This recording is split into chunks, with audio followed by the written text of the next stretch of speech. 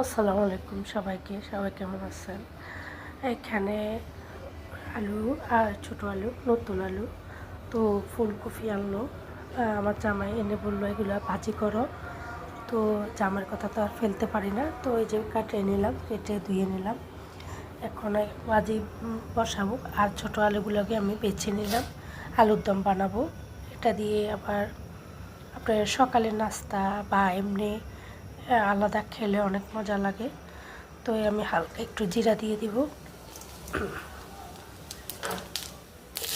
তেলটা গরম হয়ে গেছে, তো এখানে পেঁয়াজ মরিচটা আবার গোটা রসুন কেটে দিলাম।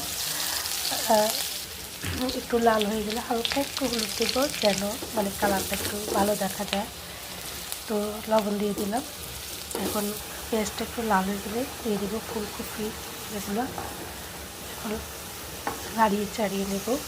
তো এটা দিয়ে রাত্রের খাওয়ার এমনকি সকালে রুটি দিয়ে খেলে অনেক মজা লাগে। আমার কাছে অনেক ভালো লাগে, আমার হাজব্যান্ড অনেক পছন্দ করে। তো দিয়ে দিলাম ধনিয়া পাতা। কেমন হচ্ছে অবশ্যই জানাবেন কমেন্ট করে। তো সবাই ভালো থাকবেন, আল্লাহ হাফেজ। এটা আমার আলু টমেটো হয়ে গেছে। ওকে, বাই বাই। এটাকে লাড়িয়ে ছাড়িয়ে নিয়ে ধনিয়া পাতা দিব, ধনিয়া পাতা দিলে অনেক ভালো লাগে।